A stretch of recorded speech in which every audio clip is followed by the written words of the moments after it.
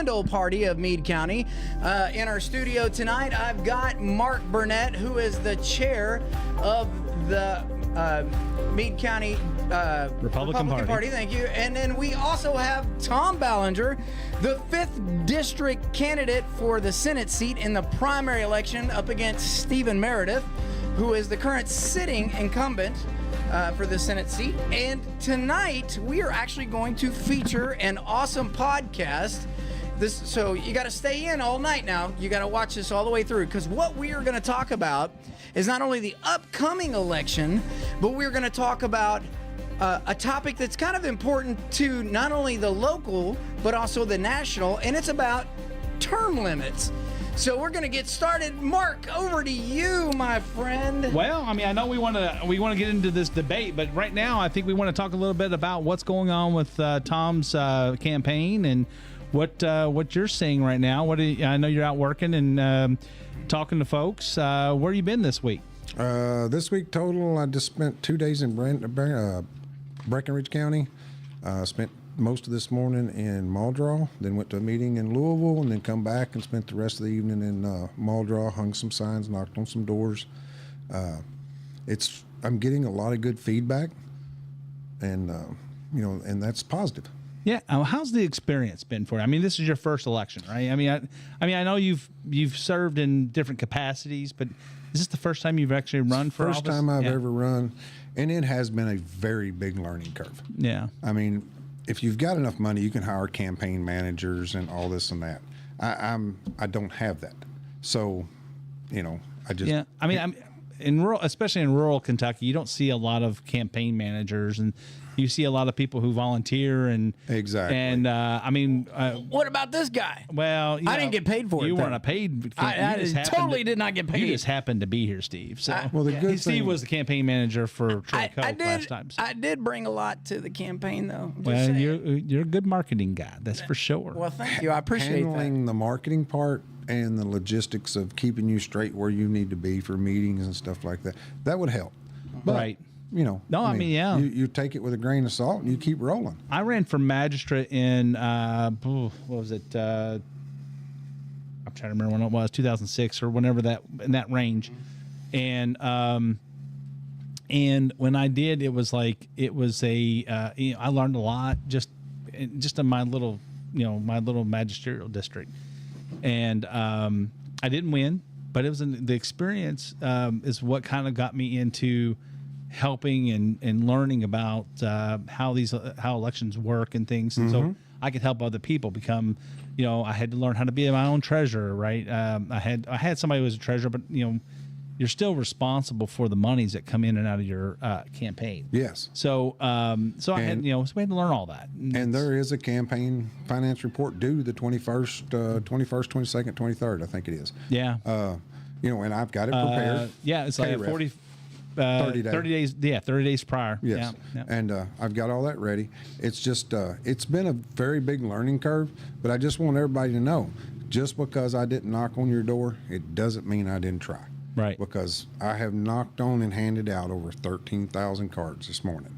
I hit my over 13 this morning. Wow, that's a lot of doors. And a lot of one thing that when you say that about campaign, one thing is that the legislature has over the last 5-6 years, since the Republicans have taken over the majority. I think they've done. That's one area that they've done some good work. Probably a little bit more. But as far as simplifying the process, when the reports are due and things like that, because it used to be like you had reports as any entity, it would be like we were all doing the same reports, and we would report quarterly, 60, 45. And it was killer. It was killer because you have to have somebody who's dedicated to that. We're blessed to have Ruth Goddard as our treasurer. She does a really good job. She does. And very knowledgeable, and she cares about it.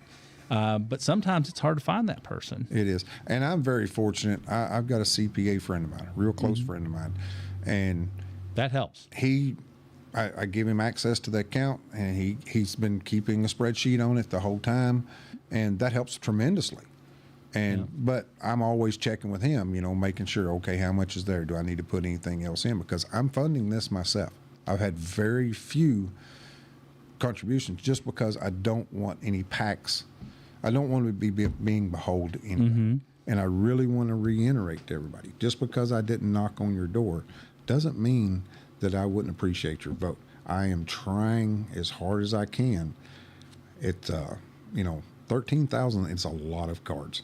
Yeah. And I just ordered another 2,000, 2 to 3,000. I think I can put another 2,000 cards out because I've got a lot of meetings next week. I just wanted to reiterate too, I didn't get to talk about the last show, veterans. I was not real happy with the way Senate Bill 39 or House Bill 39 went down. That bill right there could have helped the new veterans, individuals that are getting out of the service, tremendously. And instead it got turned around to where it could have hurt them a lot about getting their VA benefits. And that's one thing that you will not get from me. I will not vote for a bill that will hurt the veteran.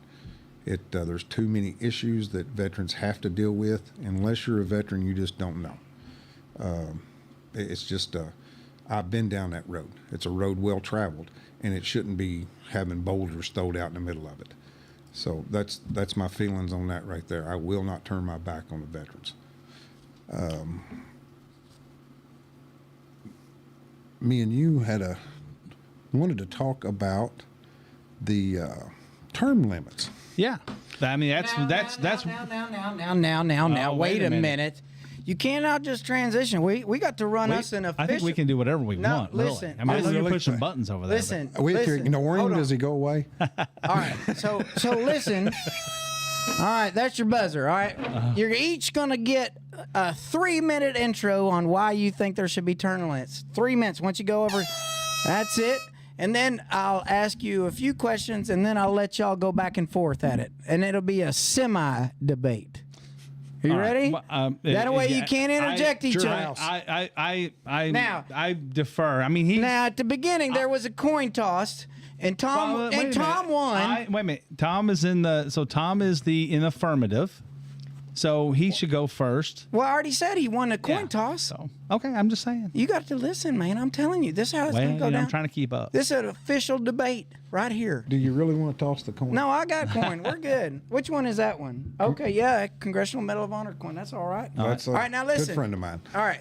So here's what's going to happen. I'm going to start you off. You're going to be up first, Tom. I'm going to give you a clock. You're going to get 3 minutes, and you're going to state your case right there on that camera.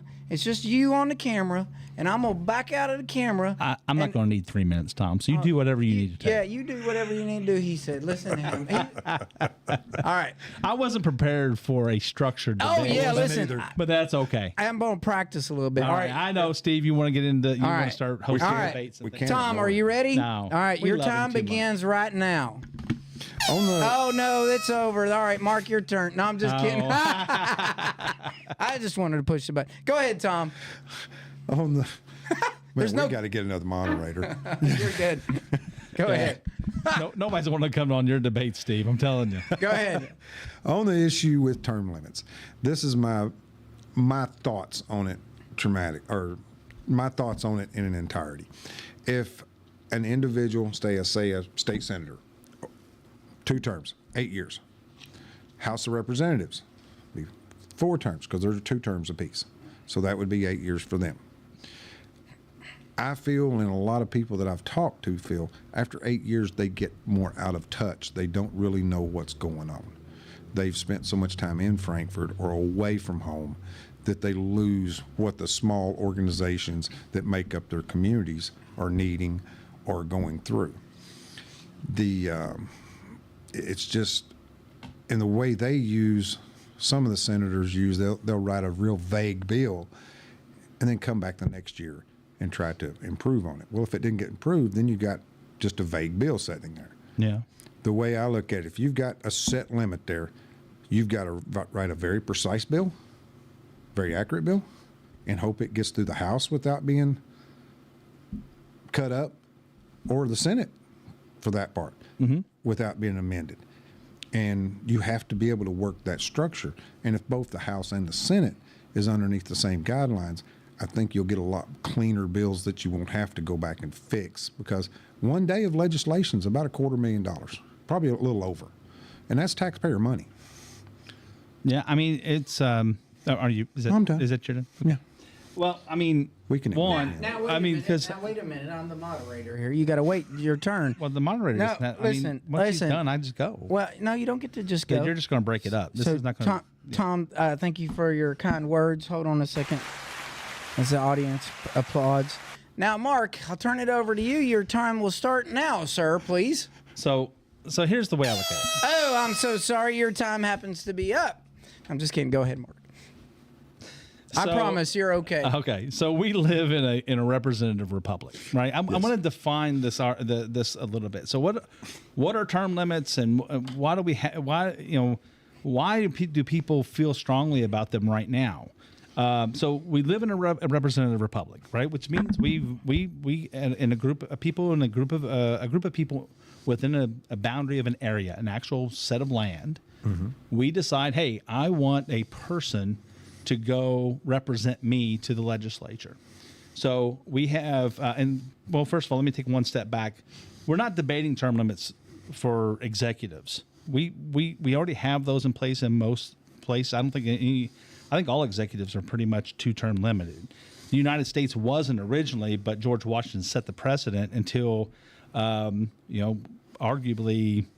until FDR ran for 4, right? He ran. Mm-hmm. He won 4 terms, but he died during his 4th term, right after the beginning of it. So that's already happened, and it's a difference between when the president or it's different when it's a president or a governor even on the executive level, because they are the face of the government, because they're the people that are actually setting the bureaucracy and running the mm-hmm. bureaucracy that we have to interface with. Mm-hmm. And you can become people can become very beholden to the executive, to the president or the governor, and they can establish these connections and rules within those departments over time. So if they keep going and going and going, they can basically almost eliminate the legislature and the representative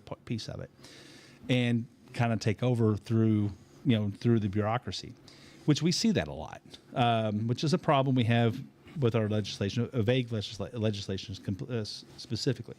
But where I'm coming from is when you start talking about what we're talking about is our representatives. Are our representatives going to do we term limit the people we want to send to represent us? And so there's a lot of my personal opinion is that when you do that, you're saying that group of people can no longer send that representative, the person they may want to be the representative, to represent them. Now, why is that? Right? I think right now, but anyway, that's my introduction. So I don't know if we want to. I wanted to make sure we set the terms of what we're talking about. Thank you so much for your comments, Mark. At this point in time, no, I'm just kidding.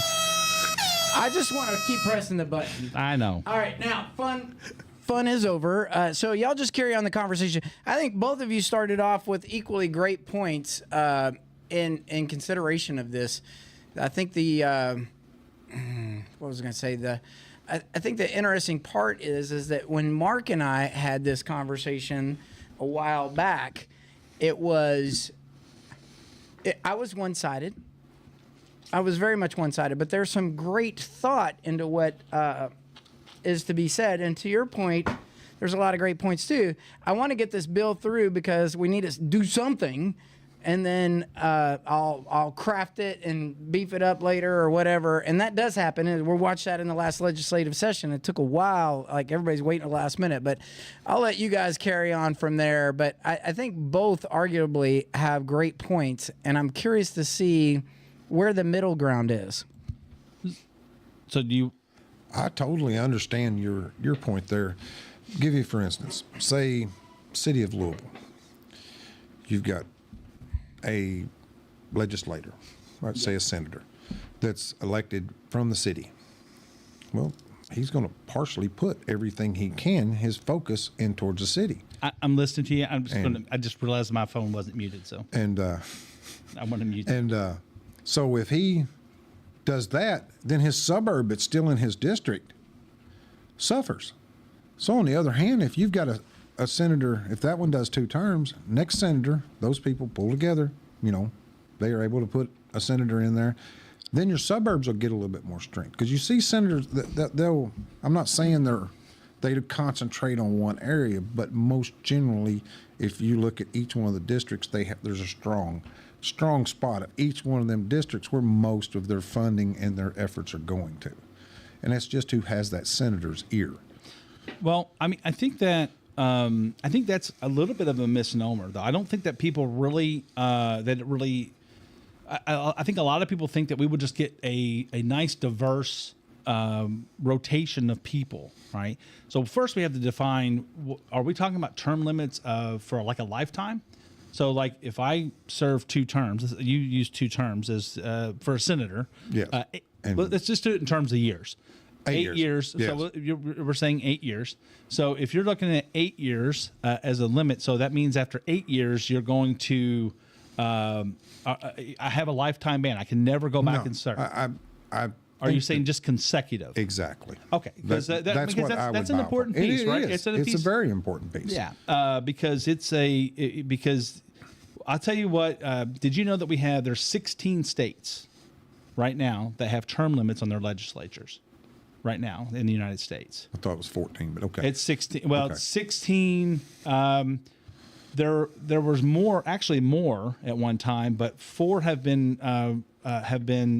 found unconstitutional. Okay. Within their own constitution, mostly on the merits of how they were put in enacted, and then 2 have been repealed because there were unintended consequences to it. So, in some of the unintended consequences. Well, I mean, right now, well, did you want to say something on that? Like I said, I didn't want to interrupt you. No, you're good. To cut you off. But it's so one of the things that you talked about was, if I remember right, is you said that they don't have enough time to get good legislation across. Or they don't, because they're... If they don't write an effective bill, they wouldn't have the time to try to get it across. Right. So if you write just a general bill and somebody buys off on it, then the next session you're going to try to make amendments. I'm trying to connect that to term limits. How does the term limit affect that? Correct bill the first time, a complete bill the first time, and hope it doesn't get cut up in, say, the House or the Senate, whichever way you have to go, and then pass it from there. And if it turns out bad, then pull your bill. Don't pass a bad one that you've got to fix the next year, because if you got to fix one next year, it just costs the taxpayers more money. I agree with that. I just don't know if I can say that term limits is the cause of that. Well, what that will do, a term limit, in my eyes, what that'll do is that'll make you make more effective bills. If you think okay, I'm going to get elected probably 2 more times, I can kick this down the road for another 7, 8 years, there's no urgency. Well, okay, I can see where you're coming from on that. So, but when you look at it in the research there's been research done on the 16 that have, or actually all of them that have had term limits in the past, and they actually found that by having term limits created that situation more often. And what they said is that your first term, so a lot of times the first 2 terms, if let's say the first 4 years that you're in, you're trying to understand how the legislature works. The learning curve. The learning curve. Yes. So I don't know to debate the number. So yes. But if you in this specific scenario, basically your first term is your learning curve. Yeah, and you're really, and then you have to understand, how are you going to, because when you go to the legislature, it's not going to be just it's not just I'm going in there, I'm going to put my bill for it, and it's going to go. You have to have backing. You've got to go get people. You've got to go be able to convince your fellow representatives or senators or what have you to back your bill. And sometimes it takes 5, 6 years to get enough people to back that. You're gone by then. You can't. Year 8, you're gone. Yeah. So year 8, year 8. So you took 2 to 4. You took 4 years to get used to it. But now you're trying to gain. If you're in a situation like that, everybody's at 8 years. So everybody's trying to get that, little. If you help me with this, I'll help you with that. Yeah. I'm very fortunate. I've got to meet several people and talk to several people that's in the Senate and in the House. Usually on a Friday afternoon, there would be 16 to 18 calls, and and that's a good thing because I've developed some relationships there. But when everybody's on that same playing field, you're not like now where a person can just sit there and wait 5 or 6 years. But why do people wait? I mean, why do we think that people just get to sit there and wait? Probably trying to get enough people on his side to make a bill pass. Well, maybe, but there's nothing that says that he's going to win another election. No, there is nothing. I think that's the biggest, and I want to get into that piece in a little bit, but I wanted to, right now I'm just trying to I wanted to get your baseline down. I'm trying to communicate that there are unintended consequences to it. And there were some very specific consequences that were found in the studies on these 16 to 20, let's say 16 to 20 states that have had these. And I can bring it up. And by the way, you can go. I want to make sure that I give my. There's a couple of places that I went. I went to a University of Tennessee. What's it called? Hold on, I have that here. I want to make sure I give that. I want to make sure I give some references so people can go out go out and look at this themselves. So one is the University of Tennessee Brooks School. Let me see. Let me make sure I have that right here because I had it open and then I just closed it up on myself. It is the Baker School at the University of Tennessee. Okay. And they had out of Knoxville. They have a podcast. It's called You Might Be Right. And it's actually there's two former governors, one a Republican, one a Democrat, that runs this podcast. It's a really cool little podcast. I don't listen to it all the time, but I listen to it, from time to time. And they did a term limits podcast, which is really cool. It's you can go and take a look at. You can do a search on "You Might Be Right" podcast, and it should pop up. It should come up. So it's a really good debate. Not really a debate, more. It featured Lindsay. I don't know how to say her last name. Chavinsky. She's a doctor at SMU. And so she was on the podcast, Southern Methodist University, and so she was in the podcast visiting with them, and it was a really good debate. And they talked about a lot of these consequences and things. So, and then the other resource that I'm looking at today is there was actually an NPR article from October 2023 on term limits for Congress. It's actually called "Term Limits for Congress Are Widely Popular, but most experts say they'd be a bad idea." And so as I read this, I was like, oh, these are the things that I've been talking about.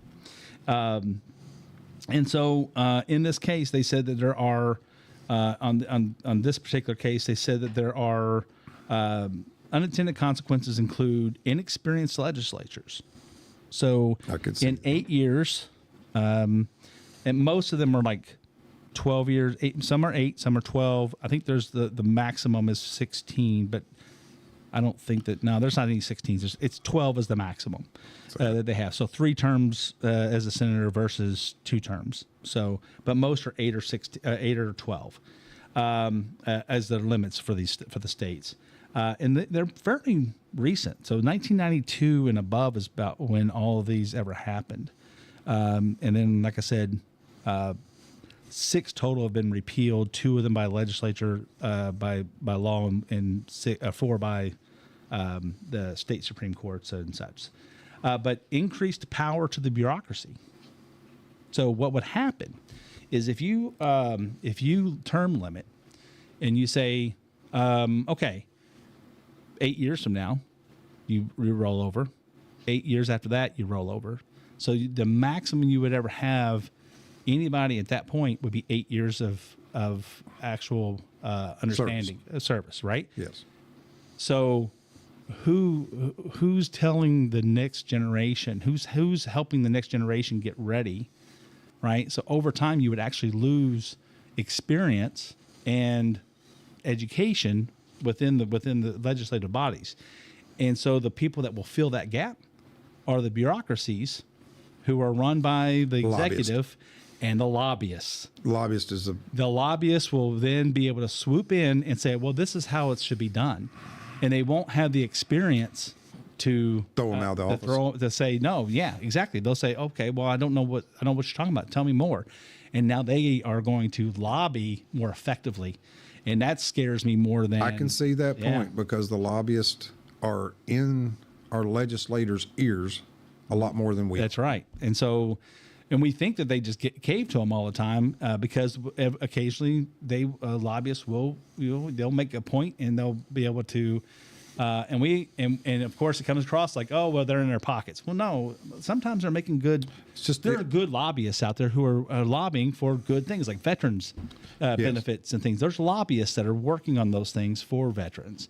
And so a lot of times legislation comes from two places. The lobbyist brings it and says, hey, we need to do something about this.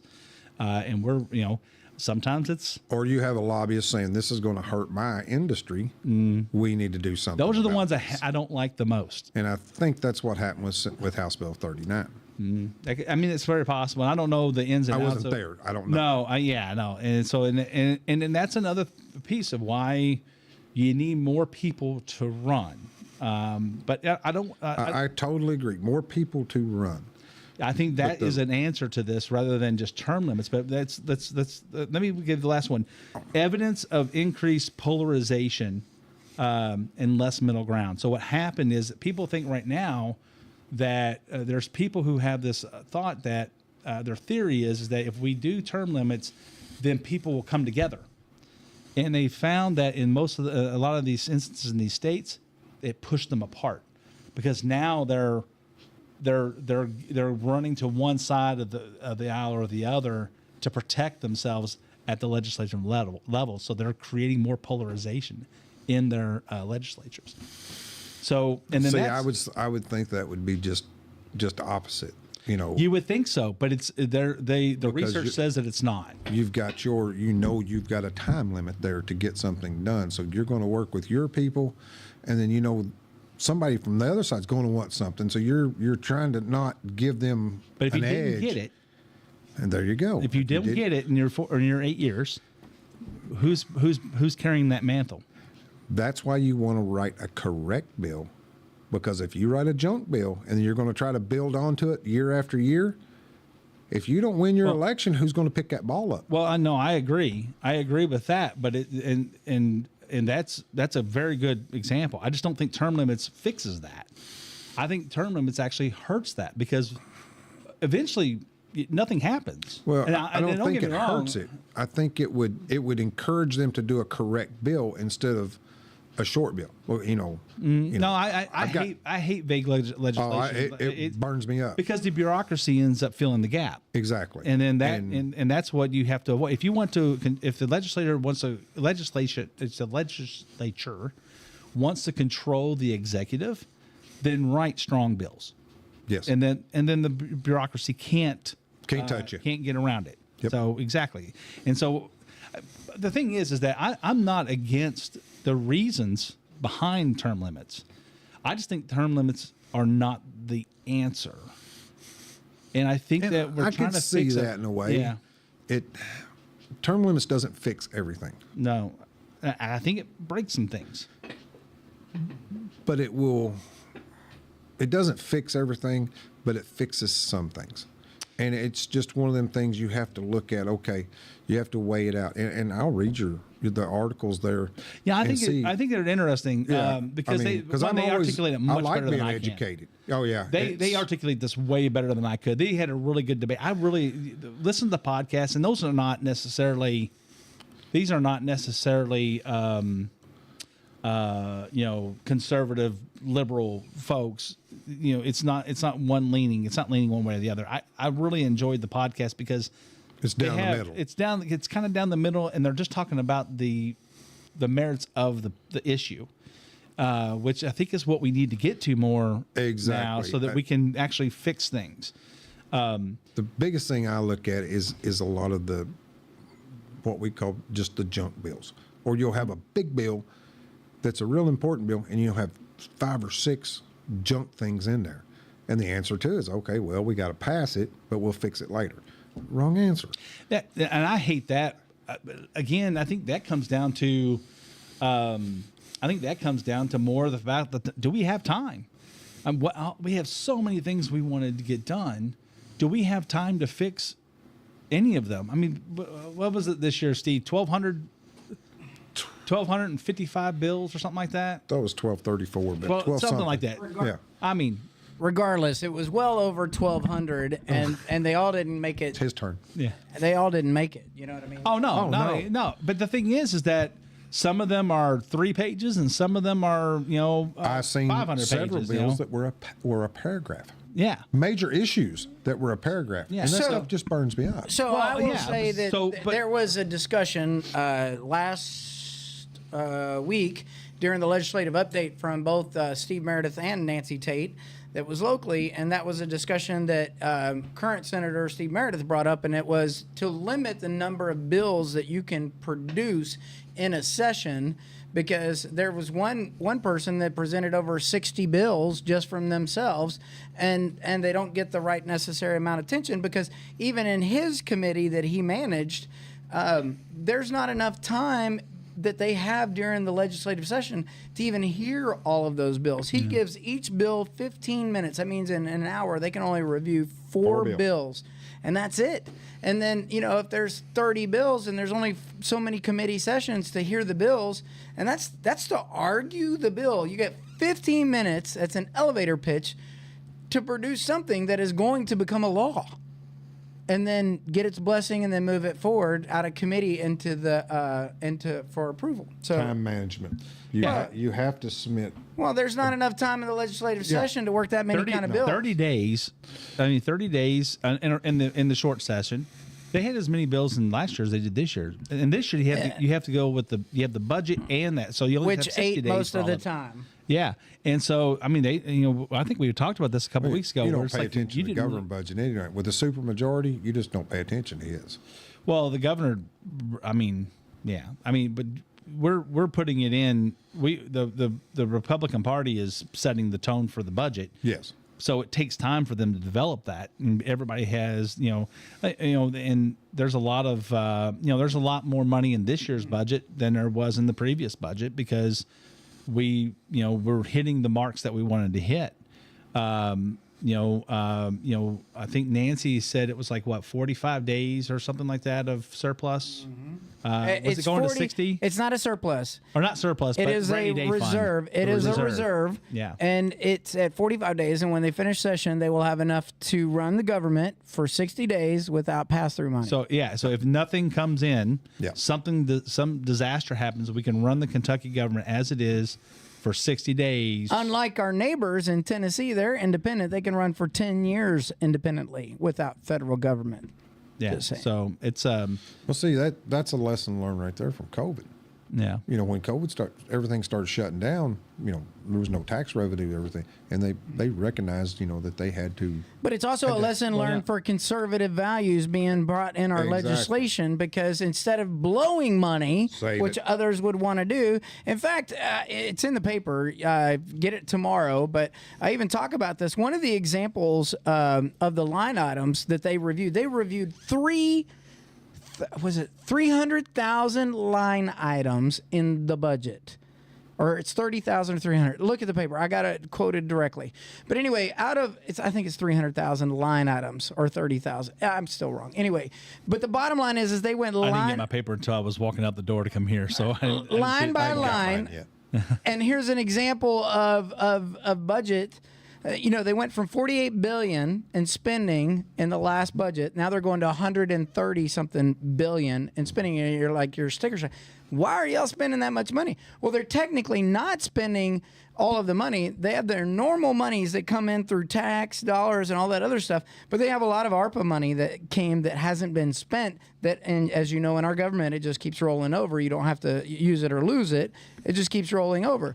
So what they did in House Bill 1, I hate use it or lose it money. I do too. It I know. creates the military. waste. It I know. creates wasteful But spending. anyway, yeah, right. So exactly. So what they did is in House Bill 1, they invested a lot of money back into a lot of programs that would have otherwise not got money. Some of that went to schools. It went to these other programs. Teachers retirement. Yeah, went into teachers' retirement. But that's not the point. The point is that when they did this budget, yes, spending went up, but also conservative spending went into look. In some of these line items, the governor had $10 million to spend in a discretionary road fund. He only spent $2 million. So you know what? He's only getting a $2 million budget for discretionary road spending, and the other $8 million now in this budget are going back out to the counties to run their road programs. Yes. And, Yeah, I mean, and that's why it looks like we're spending. I would rather our judge executives have discretionary road funds. 100% agree. And so it's that one. Here's another one. There was 30 million, I think it was $30 million or 300 million. It was really expensive. $300 million for child care in the state of Kentucky. They only spent like 20 something million of 300 million.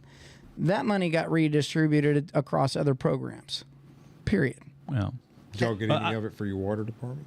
I don't know. That's not. I mean, bottom line is, let's roll this back in a little bit. Let's roll it back in a little bit They because was able to reallocate all those funds. And because that's we went that's down why you do it. the budget talk because of the fact that it takes up a lot of time in our A legislature. lot of time.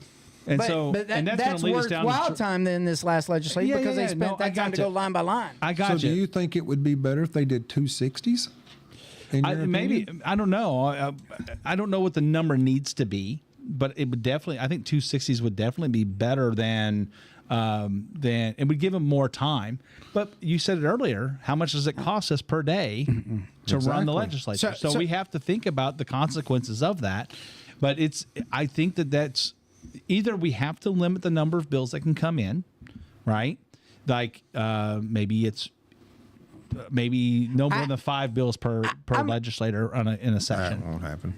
No, of course not. But I'm just saying that term limits aren't going to happen either. That's true too. So we got to start thinking about alternatives and what real solutions are to the actual problems that we're seeing that we think term limits are going to fix.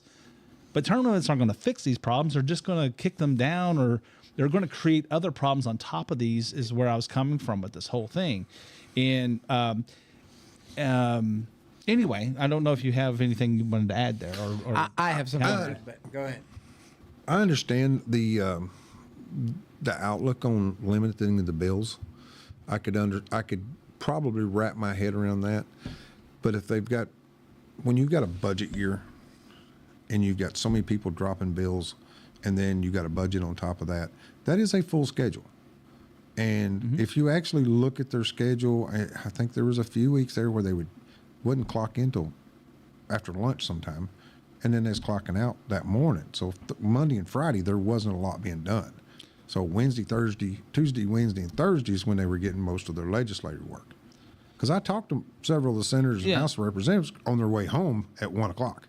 Yeah, but I don't know how that adds. I don't know how that. I mean, that may seem like That's 2 days out of 5. But is it 2 days? How does it count? Long as they gavel in, it counts for a day. Is it 1 day? Yeah. I mean, because like if you gavel in for 15 minutes, it's a day. I don't know. Well, I don't know. That's why I'm asking the question. So I don't want to assume that it is a day, but if it's 2 hours or whatever constitutes a day, I don't want to assume that because they were on their way home at 1 o'clock on Friday, it was counted as a day. And I understand if it counts that. as a whole day or not. Sometimes or does that count as 4 days? Because I know that it's 60 days, but you really the biggest limit is you have to have it all in by April 15th. April 15th. So April 15th is your deadline. So whatever the limit in the bills would probably ease it, but I don't Again, that's not my with a full- solution. No. I think that we need to evaluate. I think we need to evaluate what is needed at the by the legislature to do real bills. I think that we need to give them the time to develop bills. I think that that's a problem because, a lot of times a senator or a representative will have, they have a concept of a bill that they want to put together, but rarely, if ever, do they actually write the bill. They have a group that writes these bills for them. Was LRC or something like that. Yeah. Yes. So very smart people. They are, but they are a bureaucracy of people that are writing our law that can insert. But that's when you go back and proofread. And Nancy Tate, one of hers, when she was reading through, she goes, "Okay, I could tell this was wrong," so she had to send it back. That's where you go back and read your bills. Absolutely. But you don't. But do you read? Does everybody?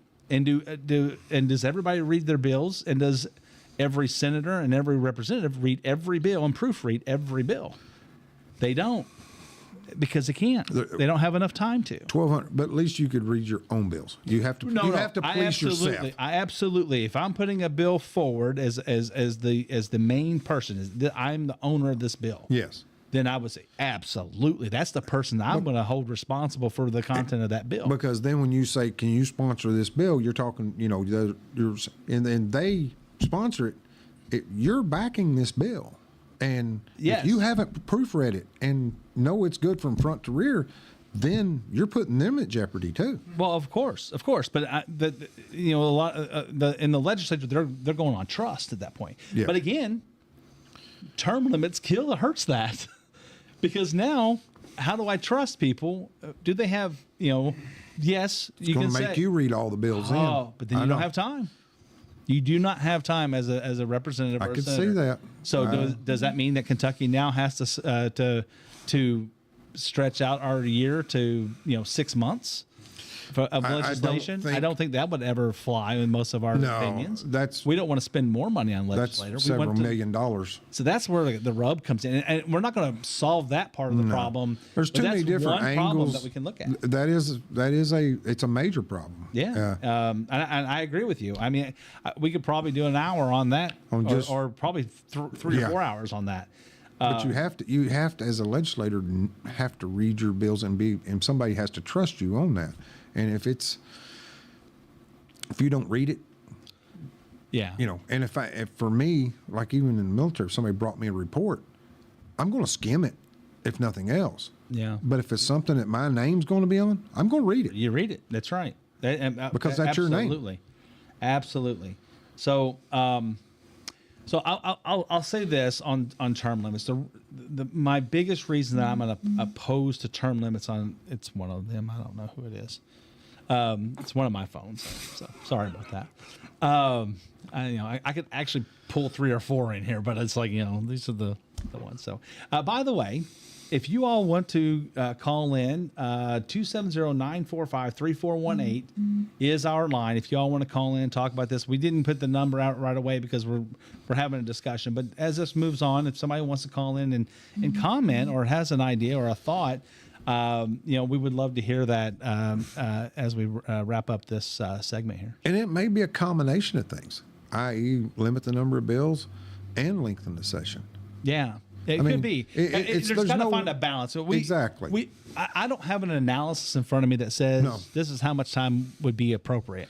But I'd love to have the opportunity to do that analysis or to see people do that analysis, so we can put forth a lot of these things that we're talking about are not even law. These are rules of the legislature that are determined by the legislature themselves. So the House Speaker. Internal. I think Steve's got something. Well, I mean, I've been waiting to chime in. So sorry. We weren't paying attention. You're saying a combination or something to that effect. Here's what I'm going to tell you the problem is. So you're upset or you're angry or you're frustrated. One of the 3 things that compound the argument to have a term limit because we think that you've been in office way too long. I mean, I could just say that about Joe Biden. I could say that about a couple of other people because we don't like them. And the problem is that we have our opportunity because we don't like them. If you want a term limit, vote. Vote. The problem is that everybody wants to complain, but they don't want to go to the polls and vote because they think it doesn't matter. And in fact, it does. You know what, buddy? Your term is up. Me and all my buddies and their buddies and their buddies and their buddies, we all agree we're going to show up at the polls and then we're going to vote you out because we're going to vote for our new candidate if we got one that's worth a darn to replace that person. I'm gonna put a wrinkle in your argument there because you know who you want to you know who most people get mad about? Who? Well, you said Joe Biden when he was in the Senate. There's Republicans too. I'm just picking, but I'm just saying. Nancy Pelosi, right? yeah. Right. Still in office. They want Nancy Pelosi out. Yeah. We want Nancy Pelosi out. But nobody shows up to vote. But San Francisco doesn't want Nancy Pelosi out. She was their representative. That's who they choose to send. That's right. Right? So yes, we don't want her there. So what we're saying is we want to cancel their ability to send their representative who they want. Yeah, that's what we're saying because we're mad. Right. It's an emotional response. No, I gotta get it. We're saying that problem. We are saying the same thing. And my other argument, I know, but I just wanted to make sure that. Yeah. My other argument to this is simply this, and I'm going to stay with the voting conversation. I could prove to everybody in this state that we could have absolutely had a Republican governor if our rural counties would have actually showed up and voted. The voter turnout of our rural counties, given the number of registered voters in each one, would have more than put him out of office in the governor's seat if they would have just showed up and vote. The number of registered voters in the rural counties, because the turnout for the big city doesn't turn out, but by mere population, there's enough votes there that cancel us out. And if we just showed up in full force, if your voter registration card says you're a registered voter for your party and your party doesn't agree with that party, then just show up and vote. I mean, that's right down the middle. I don't know how else to tell you, but numbers don't lie, and your vote does count. And instead of making up new rules and policies, why don't we just use the policy that's in place? You're given the rights and freedoms to show up and vote and go vote. That's right. Yeah. I ain't gonna tell him. No, I mean that's don't tell me that.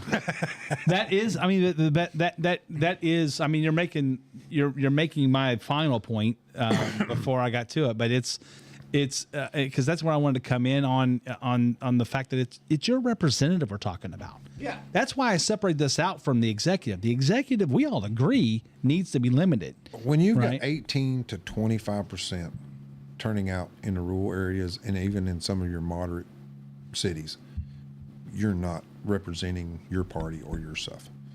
And when you've got Lexington and Louisville and these bigger cities, they may have 18 to 25 just like us, but there's 1 million people. Yeah, there's, it's a numbers game. I think there's 687,000 registered voters in Jefferson County. Yes. Right, something like that. Yeah, there are 30,000. No, there's only 30,000 people in Meade County, and 22,700 are registered. So, and last election you had a 24% turnout. I think we were in the last general election.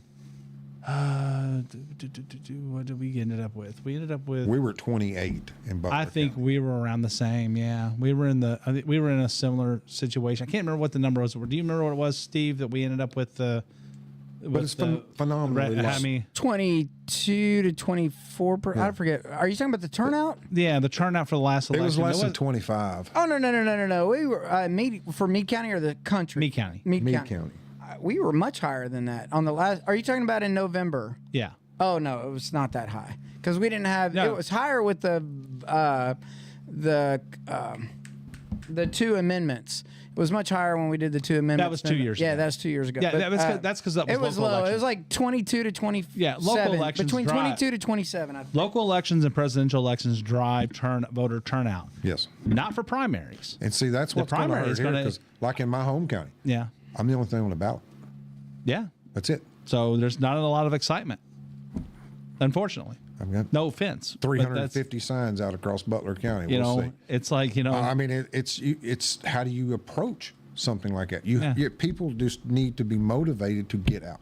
That's why my big signs say your vote matters. So let's take this back to the term limit thing, right? Okay. The term limit question, because I think this is something that I think we need to find a way to address. Now, I don't have a full solution, but how? I think instead of saying we need to limit how long somebody can be in, we need to find a way to force primaries, to have more primary participants available and such. So, and that could be, you know, pass legislation that says that, you know, one, let's make, I guess really what I'm saying is ballot access needs to be easier. The more people, because like you talk about, you know, what does it take to be on a ballot in Meade County is, you know, you get what, 2 people to sign your, sign, if you're a member of the Republican Party or the Democrat Party, you just have to have 2 people sign.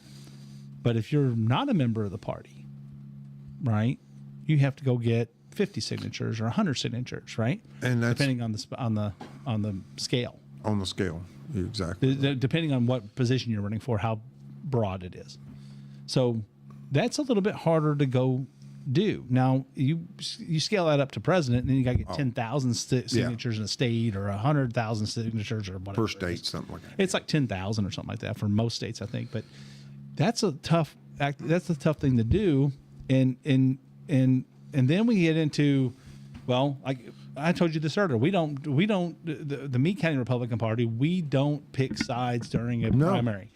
We try to keep it even. We don't spend money on the primary. We will, you know, whatever access that we give to one candidate, we try to give it to the other candidate, you know, and we try to be very, very fair that way, but a lot of people have this notion that the Republican Party or any party is pre-selecting who they want, and that's all there is. But I don't know about the Democratic Party, because they have things like super delegates and things like that. The Republican Party doesn't have that. We really are more grassroots, in my opinion, than the current Democratic Party. Yes, And I'm running my campaign grassroots, knocking on doors, walking That's door why to door. that's what we believe in. That's politics out here in rural Kentucky. Yeah, I'm not sending all these people. Will get an email from me. I think I'm scheduled to do 3 emails. Yeah. That's it. I mean, I want you to see my face. Now, I promise you, I'm not going to be able to hit everybody. All I can ask Yeah. I mean, is, you know, I'm sorry I missed you. Please look me up if you like what I stand for. But is it 5 counties? yes, 5 counties. So Butler, Ohio, Grayson, Breck, and Meade. Yeah. So I mean, that's a lot of land to cover, a lot of doors, and so yeah, I get it. It's hard to. He's seen me already. Yeah.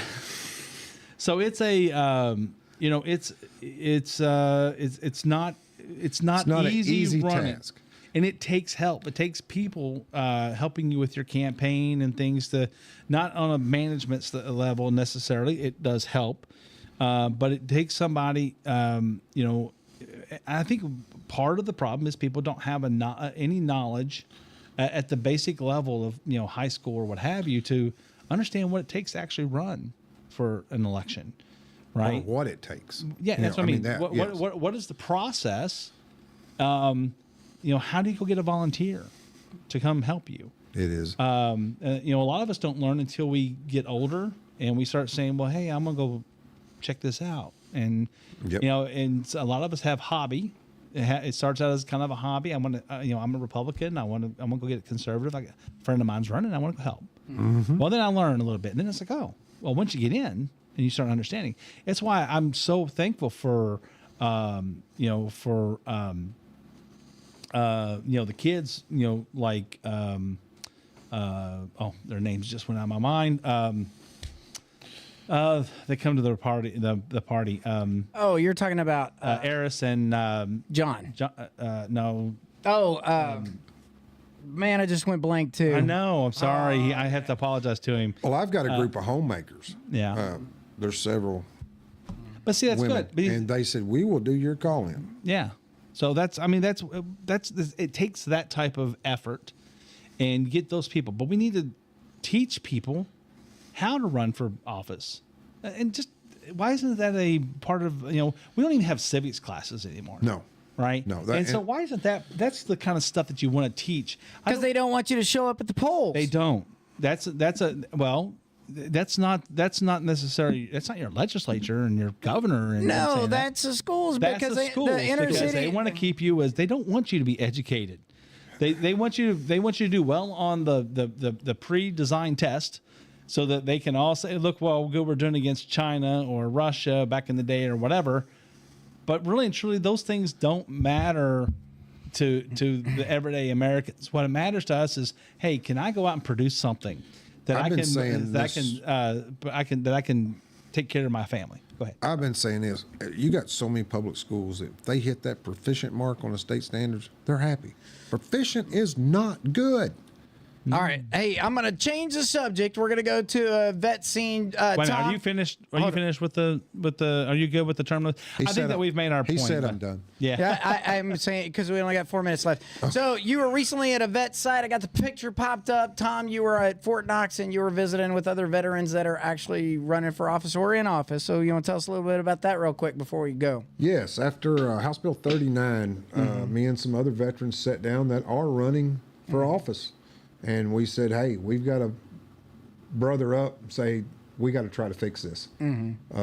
There's several veterans issues that are not being addressed at all. And we're seeing it, everything from the medical facilities to the old folks home. And where were some of these veterans from? You've got one out of southern Louisville, or one out of eastern Louisville area, Meade, and then you've got one out of the, oh my gosh, I just drew a blank. Right outside of Lexington. Lexington doesn't pull it. Okay. But the So what was the event you guys were at that brought you to we Fort just Knox? all got together and said, okay, this is what we're going to do, and Okay. it's Y'all gripped and grinned. Did y'all break bread? We did. All right, awesome. So it looks like there's 1, 2, 3, 4, 5, 6, 7, 8, 9, 10, 11 of you that showed up at Fort Knox. So I know you're behind the vets and you wanted to talk about that a little bit. I know that you talked about it in the opening remarks. Is there anything else you want to say to our vets? Vets, I will not let you down. Okay. I've been in the same mud hole that you've stomped through too. Yeah. It wasn't as deep when I hit it. It's a little deeper now. Yeah. If we don't stand together, we're going to be forgotten.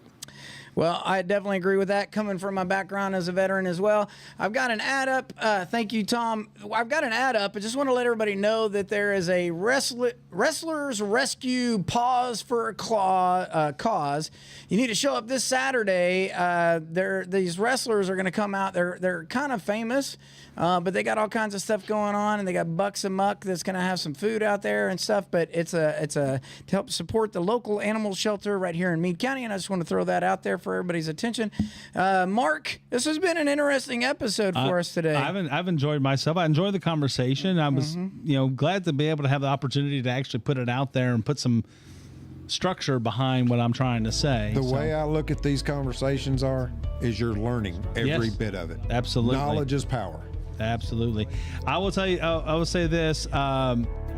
I've got a little bit of an echo coming. You're back. good. Go ahead. Hey, so one thing I would like to point out is that we do have the 2nd District Convention coming up on this Saturday. Yes. What that will be is we will be selecting. There's a few things that we'll do, but mostly we'll be selecting delegates that will represent the 2nd District at the RNC, the National Convention in Milwaukee. And I will see you there. And I will see. Yeah, we'll both be there. Steve will be there. I'll be there. And so I'm going to try to get some video clippage of it and bring it back since I got that new high-speed Videro camera. Yeah. So, hey, and that'll be coming up. I'm going to get lots of new content out on the website and on social media for the messenger and to help keep our community informed. I think this process will be an interesting process for you to get some insider sight on. Go ahead, Tom. You need to take it down, your new camera down to Otter Creek. Get everybody picture sling. You can show them what it looks like. Oh, yeah, the new campground. Yeah, it's beautiful. They're doing a great job. I'm actually working together. We're working on, I think they're having something coming up in the first weekend in May, which is like a derby weekend. And then they've also got, I just spoke with them the other day, they're putting together it sounds like a cornhole tournament, but they're still kind of massaging it. Obviously, they're new, so they're trying to set up what are they going to do for the summer so they can get more information out. And I'm working with them closely to help put a marketing package together to get that out there. So, yeah, check out, gas prices are tight right now. There are tons of RVs sitting in the parking lots because everybody knows it's a lot of money to take that sucker to go somewhere. Yep. Right down the road, you've got your very own Otter Creek. You've got the campground right on the water by the Buttermilk Falls. And there's just these opportunities right here in our county that you can take advantage of and spend time with your family on a weekend that won't break the piggy bank because you're just going right from there to there. And you can enjoy the weekend. And you still get away. From home a little bit. That's why we like camping. Yeah. It's like a second home. You know what I mean? And Otter Creek is really trying to go out of their way to put some really good stuff together so you can have more than just sitting around your camper. It's going to take some time, but they're going to get there. Absolutely. It used to be one of the greatest places to go in this area, and it will be again. Mark, close us out. Thank you all for joining us tonight. I know we had a great debate. Thank you to Thomas here, to Tom, for joining us. Good luck in your rest of your campaign, and thanks for the discussion today. So with all you guys out there, we appreciate all you coming out and joining us tonight. If you all have any questions or any if you want to put together you want a discussion on a certain topic, let us know. You can either put a comment in here or you can give us a call, 270-945-3418. We'll take that and see if we can't put a future show together for you. So absolutely. Thanks, Steve, for putting this for producing tonight, and thank you all for joining us. Outstanding. From the Messenger Studios, the Meade Truth, the conversation paid for by the Republican Party. Good night, everyone. Good night.